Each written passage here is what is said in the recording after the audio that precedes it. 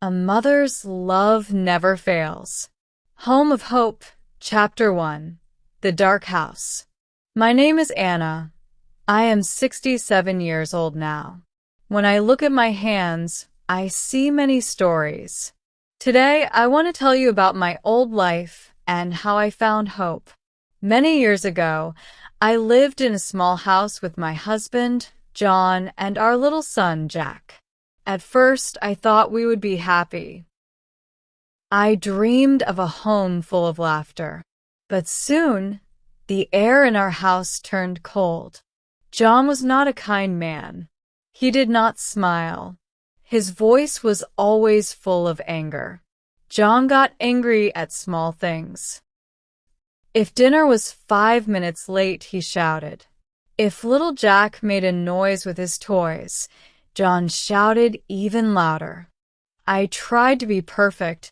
I cooked good food and kept the floor shining and clean.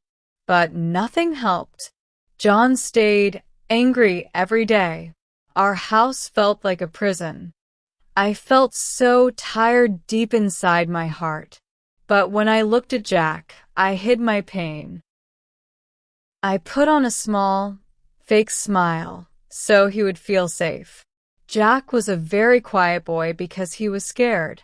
He would sit in the corner and play with his small toy car, trying to be invisible. On a particular day in the past, Jack had been sitting down, and he seemed so small compared to everyone else, with a very sad look on his face. When I knelt beside him and stroked his hair, I was very close to crying and thought to myself that I could never allow my son to live his life being afraid. On that particular morning, I made a major decision to walk away from my son and not to come back. Chapter 2. A Brave Step. I did not have much money. I had no family nearby, but I had a mother's love, and that made me strong. While John was at work, I packed one small bag. I put in some clothes, a little food, and Jack's favorite toy car. "We're going to a better place, Jack," I whispered. He was frightened of leaving, but he still took hold of my hand. We walked out the door and did not look back. Every step away from that house made me feel a little lighter. A long way away, we moved to a new city. We rented a tiny bedroom from a lady named Sarah, who was very kind and helpful to us when we arrived. She provided us with warm soup, a place to stay, and a nice mattress to rest on. The first night in this room, I actually slept without fear due to the kindness of Sarah. I found employment at a bakery where I began working at 4 a.m. daily, preparing and baking all the bread and cakes needed for the day ahead. My feet were sore and my hands tired, but I never complained because every single penny that I made, I saved so that one day I could purchase things for Jack. I didn't need new dresses. I only wanted to see Jack smile. Slowly, Jack changed. He started school. At first, he sat alone, but the teachers were kind. Soon he had friends. He started to laugh loudly. That sound was better than any music to me.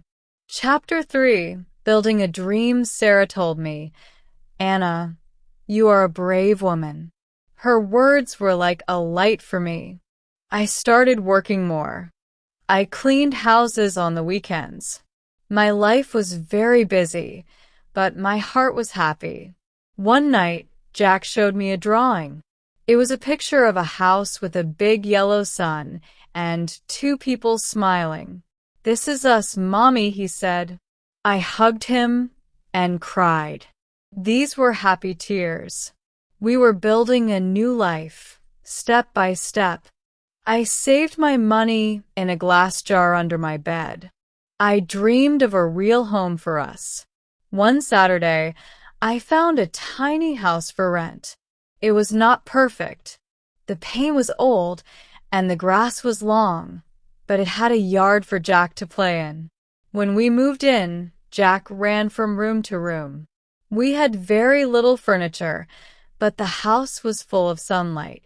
That night, we sat on the floor and ate sandwiches. Jack looked at the stars and said, "This is our home now." I felt a deep peace. We finally had a home of hope. Chapter 4: A Life of Light. Years passed. I stayed at the bakery and learned how to bake beautiful cakes. The owner, Mr. David, saw my hard work and gave me a better job. I even started taking classes at night to learn about business.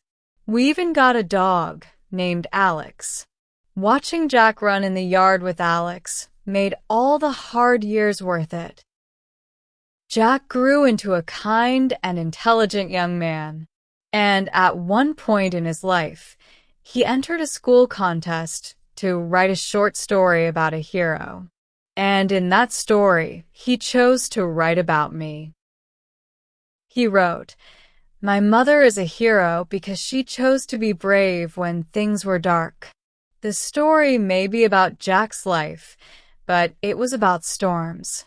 However, I learned that we always have the chance to begin again, to leave the darkness and find the light. It is never too late to be courageous and become a peaceful person again. Today, our story is no longer a sad one. It is now a story of love. Love is the strongest thing we have in the world. Thank you for listening. Your support means a lot. Please subscribe, like, and share if you want more stories. You are always welcome on this channel.